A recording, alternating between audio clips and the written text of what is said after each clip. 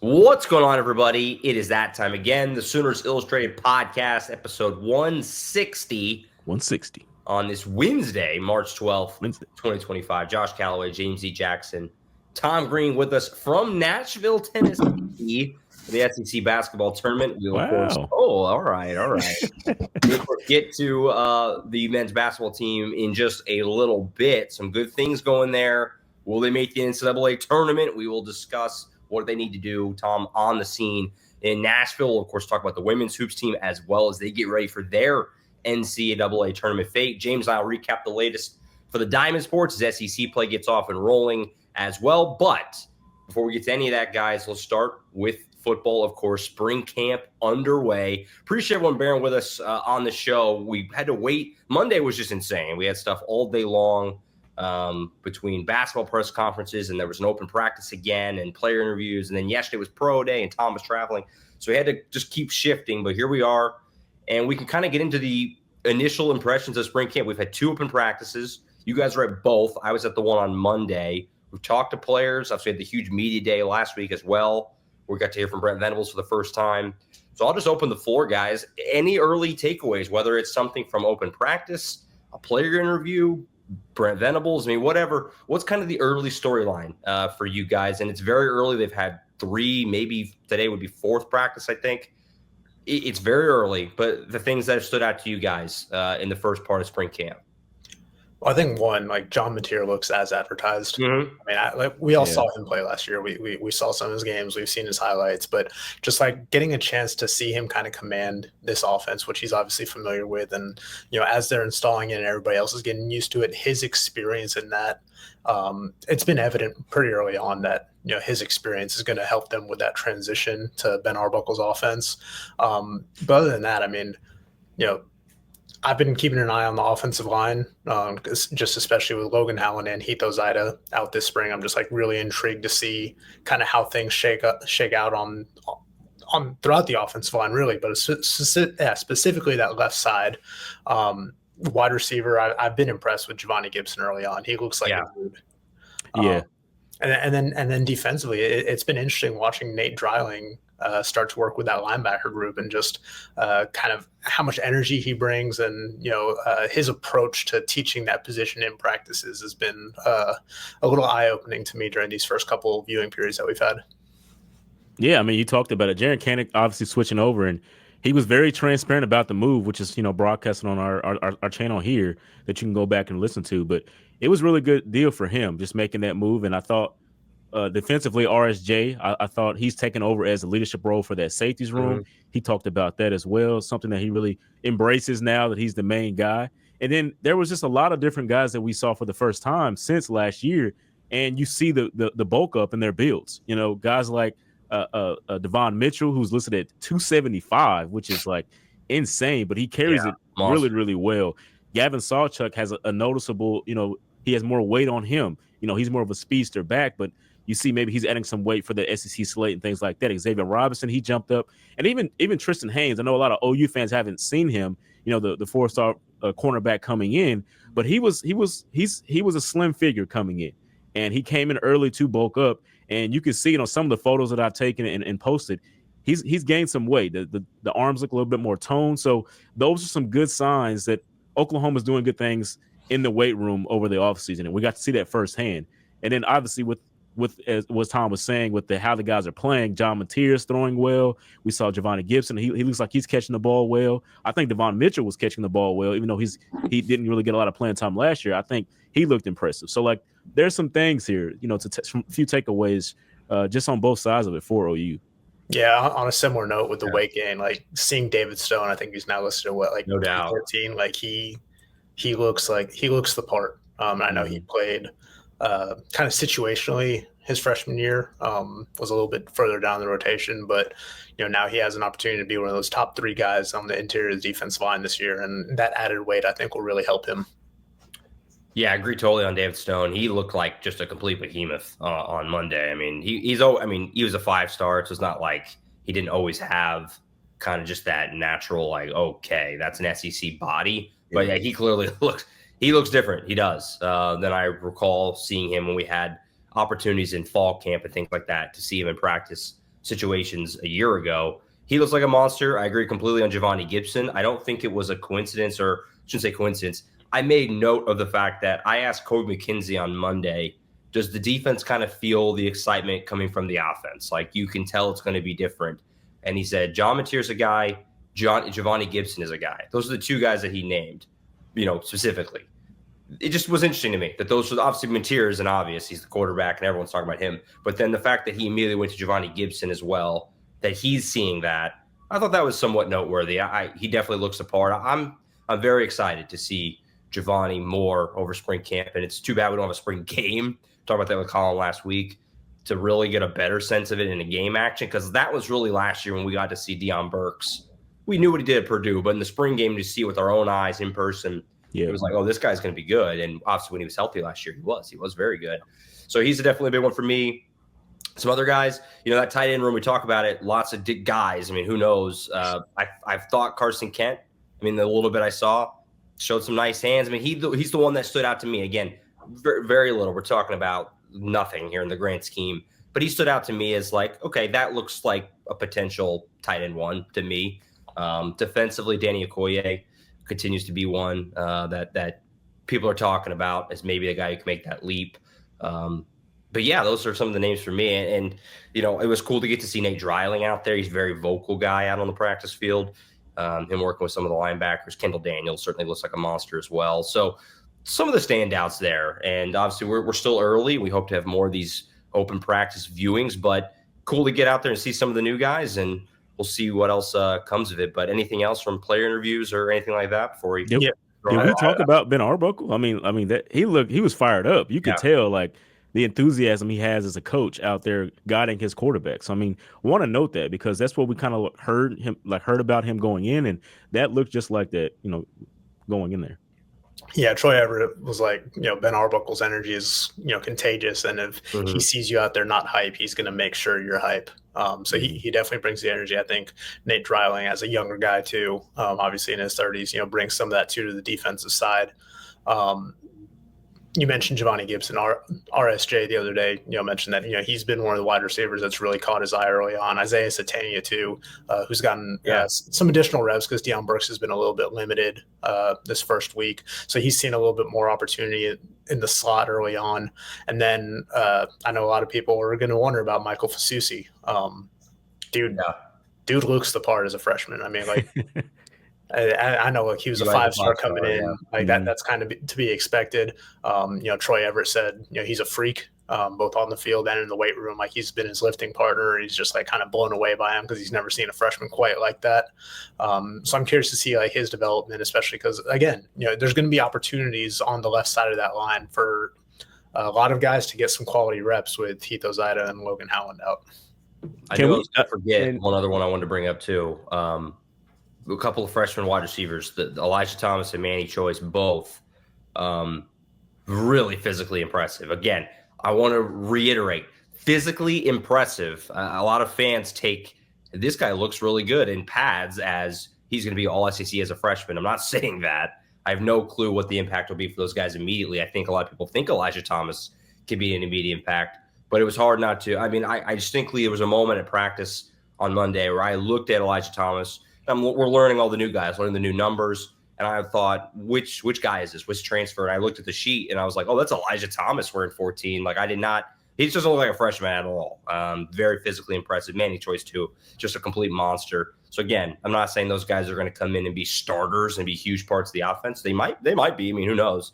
But they don't look like your typical freshman. It caught my eye. So that was another one I want to make sure I brought up. Sorry to cut you off there, James. No, you said exactly what I was going to say. It was Elijah Thomas. So go. You're good. You filled it in. So you. Manny Choice is a big dude for a freshman, 6'4", 200 something pounds. So he's got the frame to kind of play in the SEC. And again, look, we've only seen portions of 2 of the first 3 practices. Monday was their first day in pads. But from the little bit that I've seen, I've been impressed with the way that Elijah Thomas kind of breaks in and out of his routes. Like you can tell that there's just like a smoothness there. And even though, it hasn't all been full speed yet, you can see that he has an extra gear that he can shift into. So I'm curious to see kind of what that looks like over the next several months. And, like you said, it's kind of a shame that we're not going to get a chance to see that in like live action in a spring game. Yeah. From the little bit that I've seen, I've been impressed for guys that, again, this is their first, second, third practices as college athletes. Let me ask you guys one more thing before we shift away from spring camp stuff for now. After talking to him for 20 minutes on Monday, are you convinced that Jaren Kanak can be a tight end, like a legitimate tight end for this team? Tom, you had a great story about it earlier this week. Kanak was very open about the move and why he stayed at OU. It was a long interview. I suggest everyone, it's on the YouTube channel. I suggest everyone check that out. James did a good job shooting it. I mean, very open about everything. And, I wasn't at the first open practice. I saw him a little bit on Monday, not a ton, as much as I would have liked, honestly. Where are you guys kind of at with the Kanak thing? Is this an actual thing or not really? What do you guys kind of make of that situation right now? So again, we've gotten to see very little of what he can actually do at the position, right. Yep. But he doesn't look out of place there. I'll say that much. And again, he's still acclimating to the position, getting used to the handwork because it's different than playing linebacker. So he's going to be asked to do different things. But again, he's a guy that when he was in high school, he played wide receiver, he played quarterback. Yep. He had caught 8 touchdowns as a junior. He ran for like 23 as a senior when he was playing quarterback. So he's got experience with the ball in his hands and like he's instinctive from that regard. It's just going to be about getting the technique down for him. But, he does not look out of place, even though he is quite easily the smallest tight end in that room now because they brought in some big dudes. But look, it's a wide open competition there right now because they've brought in 3 transfers that no one's really got a really proven track record, and then they got a freshman in there. The guys you're bringing back, Caden Helms and Devon Mitchell. Devon didn't play last year. Caden Helms has been very limited in his opportunities through his first couple of years because of injuries. So there's no established presence in that tight end room. So Jaren Kanak even kind of spoke about it. It's like because it's a new offense, because there's so many new faces, like he feels like he's almost on an even footing with these guys, even though he's playing catch up. But that, feeling like he's a little bit behind, technically, he said that's driving him. It makes him hungry. Mm-hmm. So look, he's going to give it his all. He gave it his all at linebacker. It didn't work out. And he was very open and candid. I thought it was probably the best, group setting player interview that we've had since Walter Rouse was around a couple years ago. Yeah. So I'm curious to see how it works out for Jaren Kanak, but like you can just tell like he was very thoughtful. It wasn't just like a move on a whim or anything. He gave this a lot of thought. He did not consider transferring. He clearly loves this program and wants to do well by it and for it. So we'll see how that works out for him. Yeah, it seems like he talked about it a little bit as well with Brent Venables. He wanted to play offense, I think, coming out of high school just because of what he had done. But he said, if anybody's going to make me a great linebacker, it's going to be Brent Venables. Yeah. And so that's really the reason that he stuck with it when he went to Clemson and then came to OU was because of Brent Venables. Now he said he gave it his best shot, and he'll sleep good on that, giving it his best shot. Now he knows he can go back to this, which I think he's more familiar with. And he's an offensive guy, I think, overall. Just based on playing quarterback, you kind of know all those positions anyway. And then now he's played linebacker. He can kind of read how those linebackers are going to play him because that's pretty much who he's going to be going against his linebacker unit. So I think it all's going to work out for him. He has the athletic speed. We've seen that. Mm-hmm. It's just about, like Tom said, it's just getting those little tendencies down, those little, footwork situations. That type of stuff is what's going to be the biggest difference for him. So yeah, I honestly think he can do this. I really do.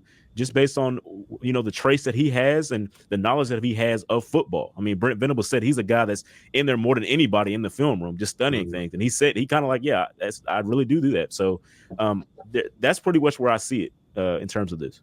Yeah, no, it's fascinating. I'm really interested to see it more as we go along. And obviously, we won't really fully know until we get close to fall camp. We get a depth chart, things like that. But it's interesting. And that tight end room is wide open, like we talked about. So, I mean, nobody doubts the athletic ability. I mean, go watch his high school tape in Kansas. It's hilarious. I mean, you get the ball in open field and just run through and by everyone. You're not going to do that in the SEC. It's a lot different. I understand that. But he's an athlete. He's just a flat-out athlete. got to find the right spot for him. It clearly was not linebacker. He never quite developed. They thought maybe he could be a cheetah type when he was a freshman. It just never really happened by his own admission.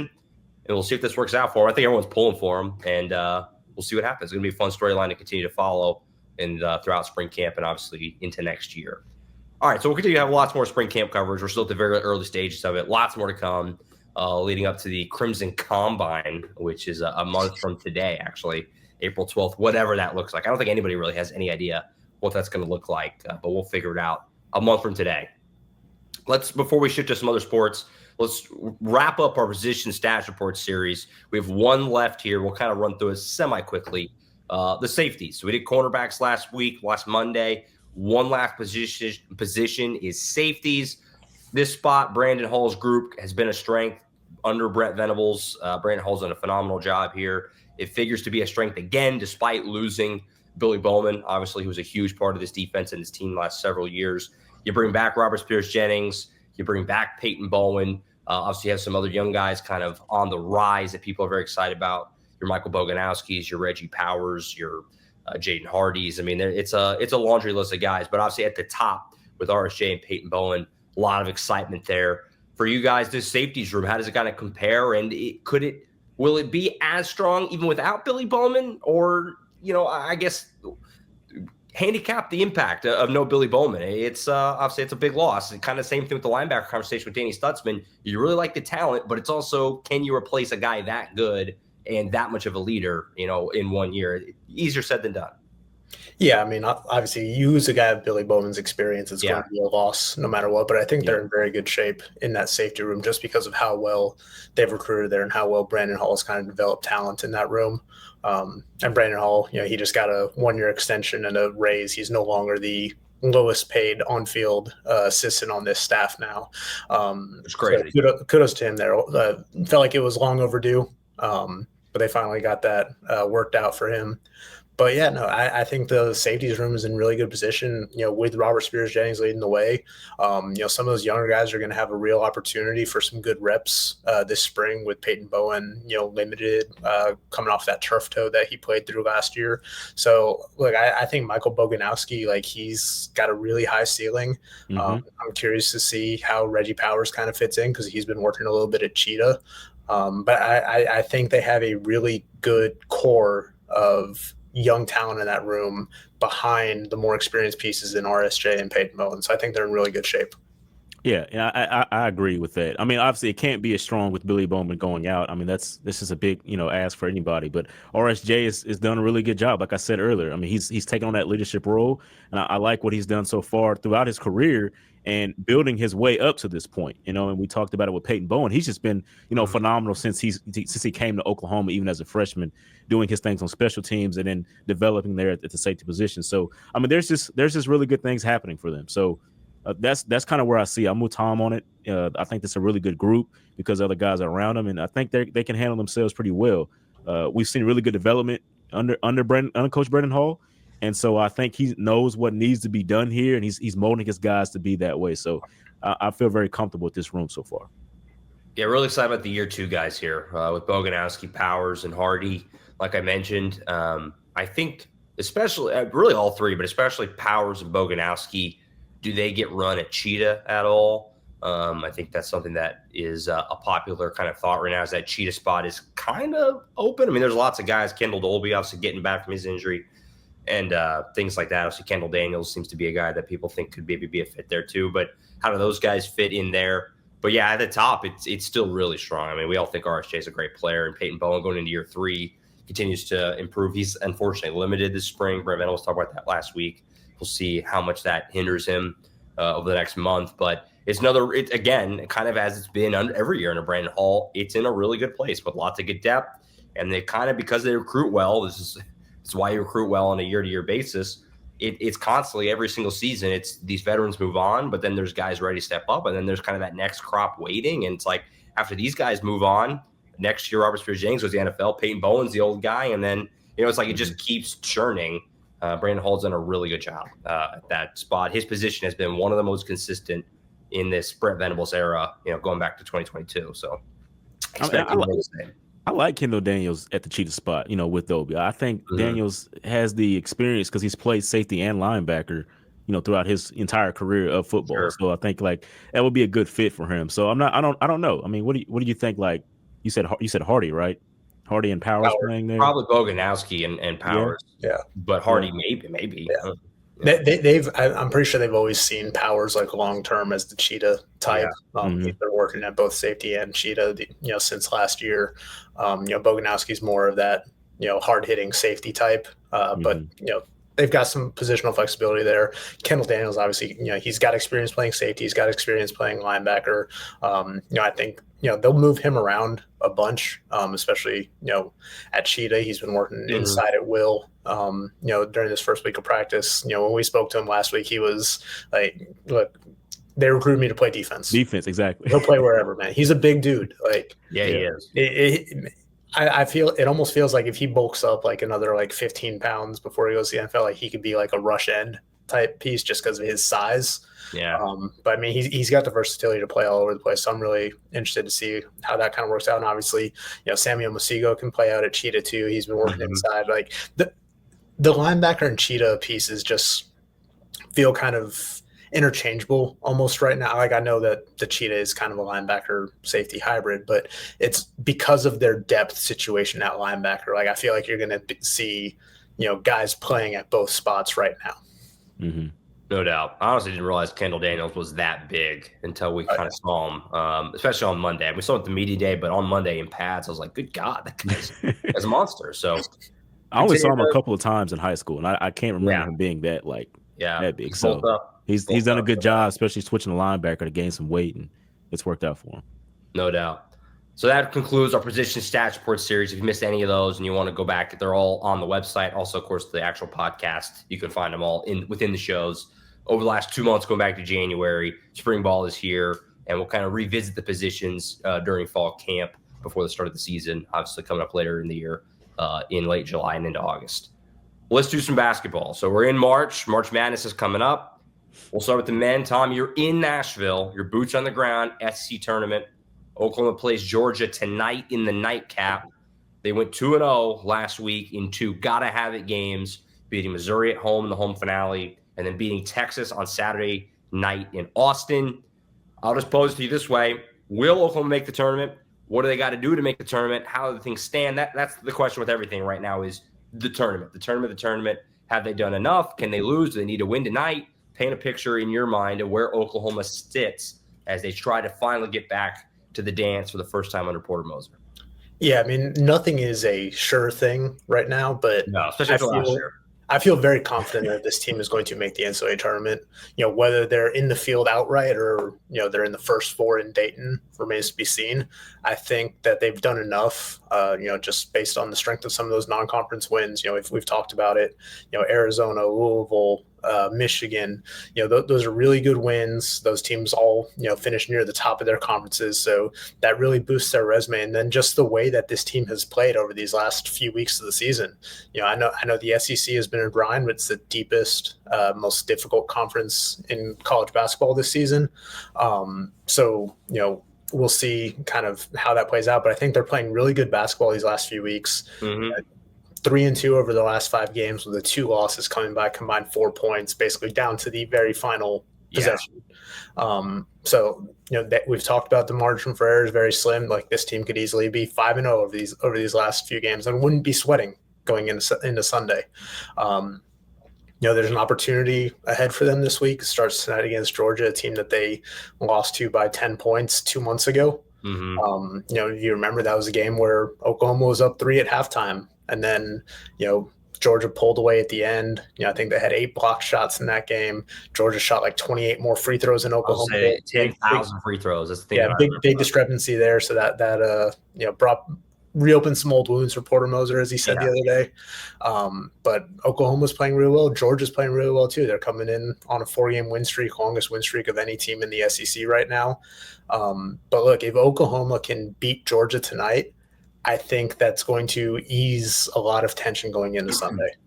You get that win tonight and you feel like you are comfortably in the field no matter how many bid stealers come up. Now, I don't think we're going to see as many bid stealers as we did last year when there was a record 5, I think. but still, that's something that if you don't win one game in Nashville, you're feeling a little nervous going into Sunday. But I think right now this team is comfortably in the field.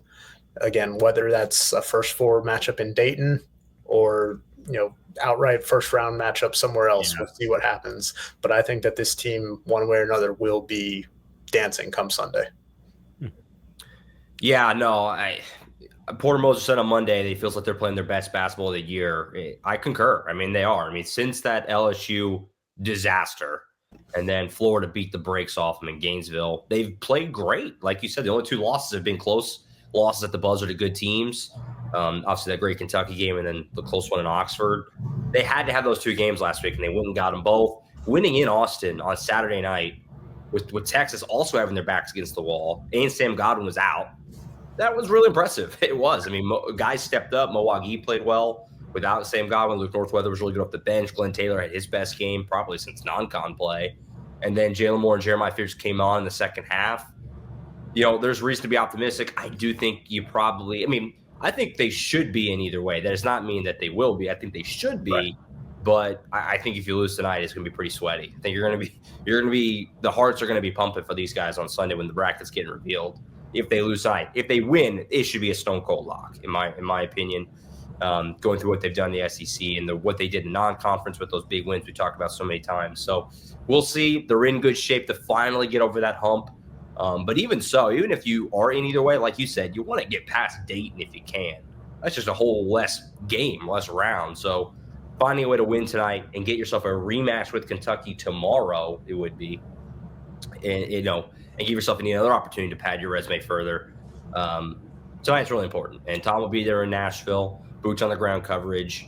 They're playing good basketball. They are. And we'll see what they can do this weekend. And it looks like they might finally get over that hump. But because of what happened last year and Porter Moser's first year, until you see their name in the bracket, I think everyone's going to feel a little shaky about it, which is fair.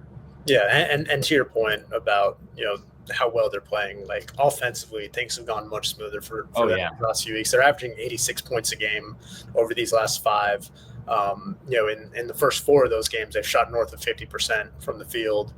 Their effective field goal percentage has been over 60 in those games. And in the one game where they shot below 50% at Texas last weekend, they shot about 40%, but they only committed 5 turnovers, which was their fewest all season.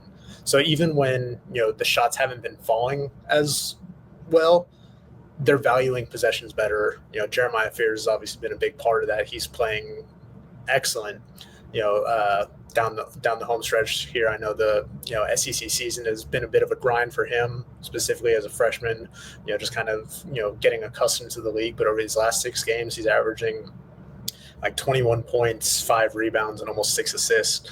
No player in the SEC has come close to those averages over any 6-game stretch this season. Yeah. So he's going to be the guy that carries this team into the postseason. I mean, like we talked about it, he's a projected first-round pick, potential lottery pick. Like, they need him to play like that in March for this team to succeed. And look, you win tonight, you feel safe going into Sunday. If you lose, it's a little shaky. I still think that they'll be in, but the one thing against them is they lose this game, they would be below 500 in quads 1 through 3 games because I think they have 7 wins in quad 4. So if they lose tonight, they'd be 12-13 in those quad 1 through 3 games, and that would be the one thing that the committee might hold against them. Especially when you're looking at how deep the SEC is and how many teams get in. It's like if you have to make a cut, that might be what it comes down to. So huge opportunity tonight. We'll see if they can take advantage of it. They'll be without Sam Godwin again. He didn't practice yesterday. Still got a brace on his knee. I think if they can get into the tournament, maybe he'll be available next week, but we'll see. Yeah, no doubt. And I just lost my train of thought. I'm sick. I'm under the weather. I mean, it's still good for them to even be in this situation, because we were just like a couple months ago. It was like I don't this team, like Porter Moser may be fired. All these different talks, and it's like now they're in this position that they really can make something happen. Even beating Texas is just such a big boost, because obviously Porter Moser hadn't done that yet since he came here, and so like it's a big boost for them right now. So it'd be heartbreaking if they don't actually get into the tournament, because you're riding that high right now. I think OU fans, if this is coming along at the right time, and like you said, Josh, Porter Moser said they're playing their best basketball right now. I mean, they really need this. I think they really need it. I remember what I was going to say. You lose tonight, you're almost certainly going to Dayton. It feels like probably should still be in, but you're probably going to Dayton, which is, again, I mean, just stating the obvious. It's an extra game you have to play, and it's a run, and it's a logistical nightmare. Horrible! Because the bracket comes out Sunday. Those Dayton games are Tuesday, Wednesday. You hope you're playing Wednesday because you have an extra day, but you still have to plan to travel to Dayton and then have the next steps ready, because they could get sent. It could be as simple as going from Dayton to Milwaukee if they win. It could be as simple as going from Dayton to Providence, Rhode Island if they win. Yeah. Or it could be a nightmare like going from Dayton out to Seattle on short rest, short notice. It's a quick turnaround. It's really if you're playing Tuesday night in Dayton, I mean, you have 75 hours from the bracket or so until tip. I mean, that's quick to get to Dayton to practice. And you know how much Porter probably just wouldn't sleep. He probably would just stay up that whole time grinding tape. So we'll see what happens. They're in good shape. I do think, back to James' point about, people were, it was a conversation of Porter's job. I think he's safe. I think even if they don't make it, I think he's safe. I think they played well enough down the stretch. I think Porter Moser's bought himself a 5th year. And look, you can say a lot. They still play very hard for him, and they did not give up. They never for a moment gave up. When it looked like the LSU game, it was over. I mean, we all thought this is way over. All of it was over. They did not think that way, and they've played very well down the stretch. I think no matter what happens, honestly, from here on out, I think Porter Moser is going to be back next year, and whether that's the right move or not, that's arguable. I think it is a fair move, but I think he's back either way. So we'll see. All right. As for the women, James, not a ton of new ground to cover here. They had a pretty good week at the SEC tournament. They won 2 more games. Their win streak got up to 9 in a row. They beat Kentucky, so they avenged that loss.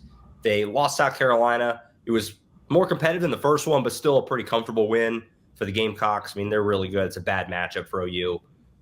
They're obviously just awaiting their bracket fate now. They're going to host in the first round. I think the only real question there is 3 seed or 4 seed. I think a lot of people think they've done enough to get a 3 seed. I think so too. Yep. For you, I guess just kind of State of the Union, how they're playing, and going into the postseason and see what their draw is. But they're going to be at home, and we'll see how they can go from here. But they're playing their best basketball the last month or so. We've talked about the last few weeks. They just kept on winning. Had a pretty good week at the SEC tournament, and now here you go. You start the real thing, next week. Yeah, and I think it's the same case. It's like they're playing their best basketball right now. I mean, it throughout the season, they hadn't really had those really, really big wins, in terms of teams ranked higher than them in the standings and things like that. So when you beat, Kentucky and avenge that loss, that does a really good, it's a really big boost for you going in there and slowing down Georgia more. I know she still had 29 points, but it's better than 43 that she gave you last time. And so it's going really well for them. Reagan Beers is playing really well.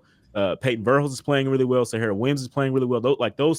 Those 3 players are just having their way right now, and it's helping out. I mean, because Skylar Vane is having little struggles offensively down the stretch, not like the last 2 or 3 games of this stretch. But other than that, it's going really, really well. Zion Vane is coming along. She's playing really good defensively, and so that's just where they're strong at. Now, South Carolina, I think it's just a bad matchup for them. I don't know how much better they could play against them in terms of, because they turn the ball over so much. And South Carolina is like the team that really takes advantage of that. Like they're most of their points are from those turnovers, and you just can't get away with it with them. And so they're just a bad matchup for them. Like Michaela Fuwali, they're coming off the bench, and she's just dominating them. She's done it in both games now. So it's like, what can you do to fix that? Because there's a chance they can meet them again, in the NCAA tournament. So you got to really figure that out. But right now, it looks like they're just a bad matchup for them.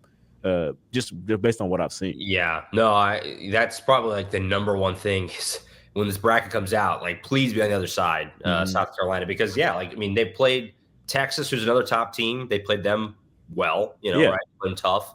LSU is another top team. They played well in Baton Rouge. South Carolina, the 2 games, it was better than the first time when they lost by 40, whatever it was, but it still was not. They never really felt they were going to win that game. They were hanging tough, but like you said, just not a great matchup. So we'll see what kind of draw they get. Obviously, Jenny's first year they hosted in the first 2 rounds. They won the opener, and then Notre Dame got them in the second round. So we'll see what the crowds look like. You would hope maybe great turnout at the LNC for these tournament games, but look forward to seeing their bracket. Is there anything there that you're going to be watching for in terms of just the draw, any kind of storyline there? I mean, we know they're going to host, so that's not really a question, but beyond that, I guess.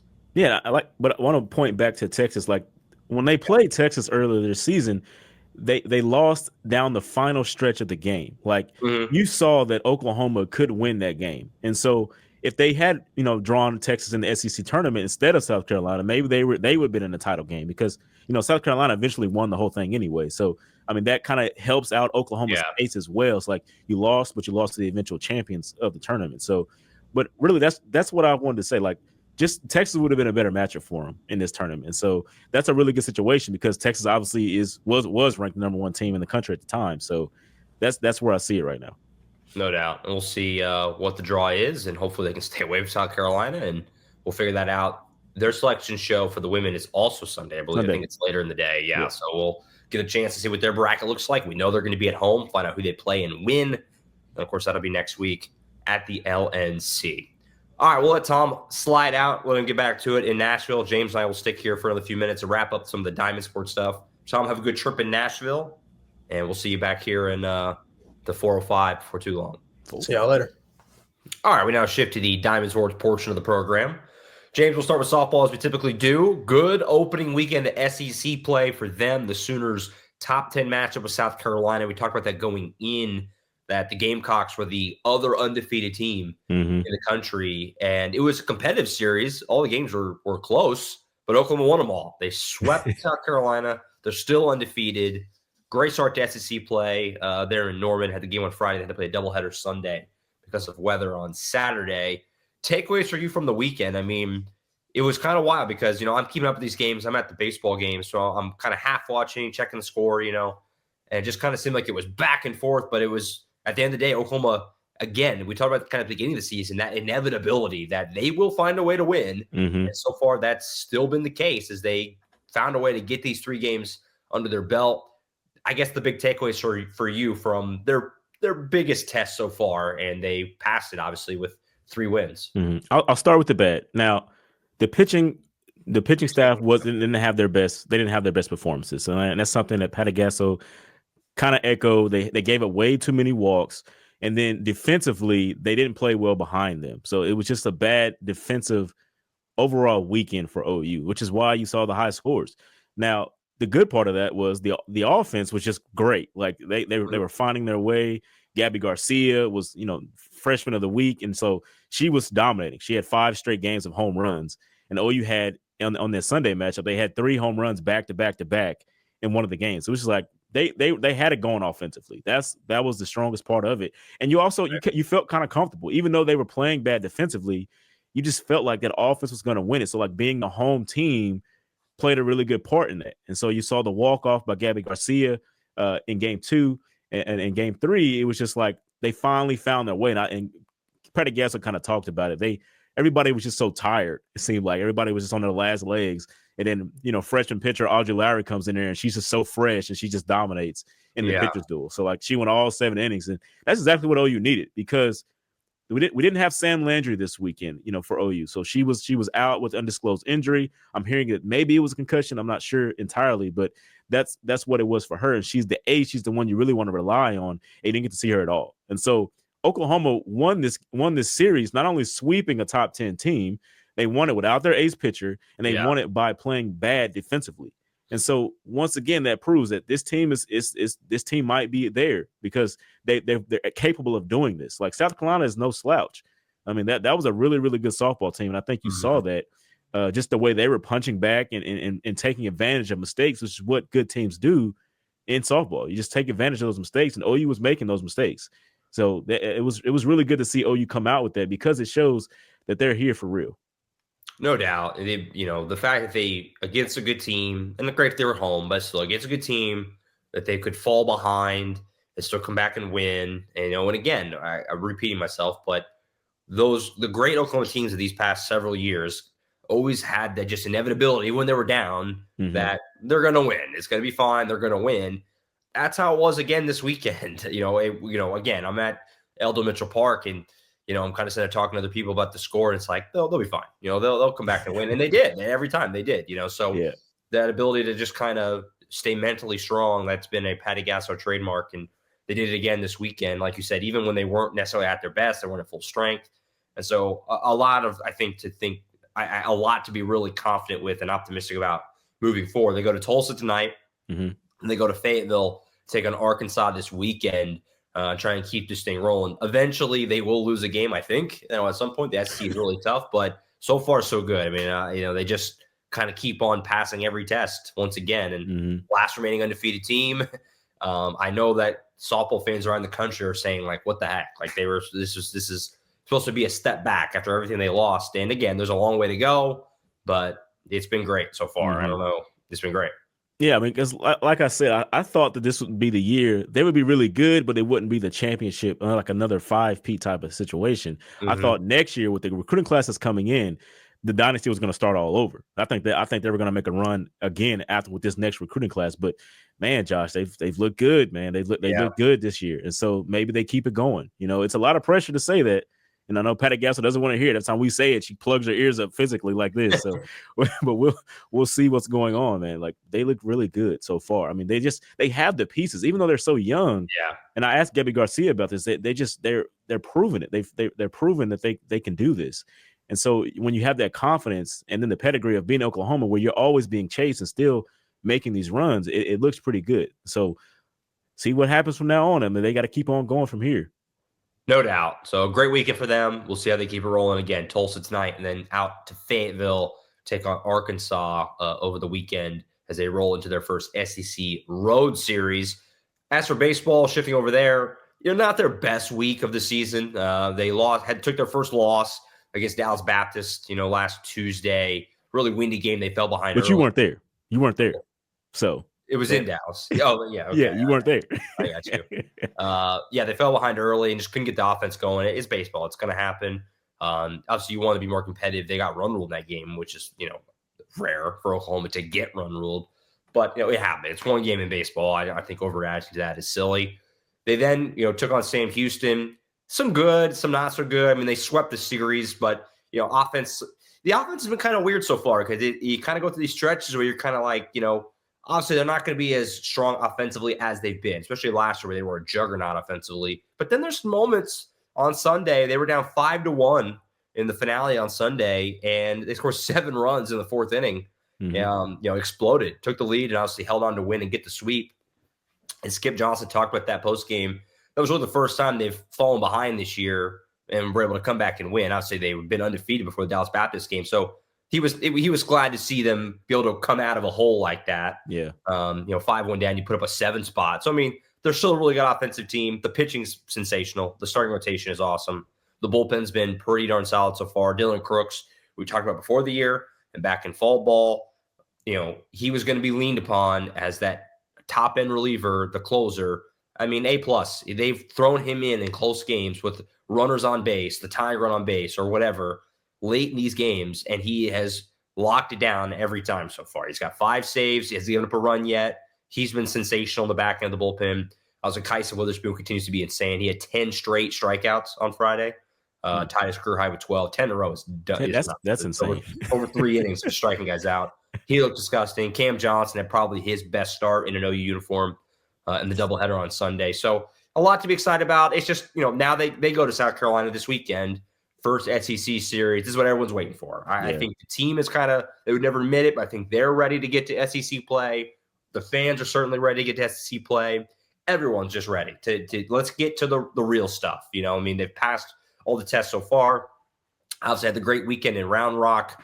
But now we're ready to see them. We're ready to see them jump into the best conference in America and start to go to work and see where they stack up against these other great teams. And so they'll head out to Columbia this weekend, which is a great baseball town, as a lot of these SEC places are. And it should be a fun series. Looking forward to seeing how they handle it on the road for the first time. They'll come home next weekend for Mississippi State, first home series in the SEC. But, yeah, I think everyone's just ready for SEC play. I think that's kind of where we're at with this team right now. But playing well, up to number 12, the D1 baseball rankings. So we'll see how they handle this weekend. But it should be fun to see them go on the road. First true road game, road series, I should say. They went to DBU. First true road series of the year. And it'll be fun. I'm excited to see how they handle it this weekend. We're going to learn a lot about the team, coming up here this week.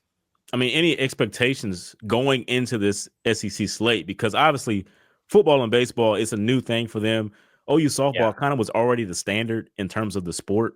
And so it's a little bit different for them. But like baseball, what do you think going into this about this slate and what they could do here? Yeah, I'm excited to see, especially how the pitching handles the firepower, because these SEC teams have just got guys that can absolutely rake. All of them do. And the pitching's been so great, especially Kyson Witherspoon, who's just been as advertised so far. Yeah. Does he continue to be like this, in the SEC play? And I have a strong belief that he probably will be, because he's that kind of talent. So I'm excited to see that. And then offensively, like I said, it's been a bit truncated. Does that burn them in SEC play? It's been good. They're still scoring runs. They're still winning games. I don't want to make it seem like I'm suggesting the offense has been poor. It hasn't been. But they've gone through some stretches where, they got shut out against DBU, on one of the same Houston games. I'm kind of forgetting which one, maybe the early game on Saturday. It took a while to get it going. The second game on Sunday, it was 5-1 and they exploded for 7. Like, kind of finding that more consistency, I guess, offensively. And again, they've been good offensively, so I don't want to make it sound like they've been bad. But, finding a way to, can they keep that rolling as they start? As the competition just simply gets better. So I'm excited to see how it goes. South Carolina is a really good program. Easton Carmichael mentioned he knows some guys over there from, Cape Cod League and stuff like that. So it'll be fun to see how they handle it, and obviously stiffer competition. And we'll have all the coverage as soon as Illustrated. It's going to be really fun. I'm excited, to cover the best college baseball conference there is. You get to see some of these teams in person. It's going to be awesome. I'm looking forward to it. And it starts this weekend with OU in Columbia. I think that's it. We'll be back next week, of course, as we get ready for the NCAA tournament for both men and women's basketball. That'll be the main breakdown, obviously, on Monday's show as we have the brackets, and we'll look ahead. We'll also obviously continue spring ball coverage as that continues to roll on here over the next month. The latest with Diamond Sports, all that good stuff. We'll be back with Colin as well. I think we're maybe going to try and do a show on Friday. Keep us posted with that. The schedule's all over the place this week, but we'll definitely be back, Tom, James, and myself, on Monday to recap the latest for men's and women's hoops, Diamond Sports, and, of course, anything else in football. We'll get to that as well on Monday. That's it for now. For Tom Green earlier, James D. Jackson, I'm Josh Callaway signing off. We'll see you next time right back here on the Sooners Illustrated podcast. See you.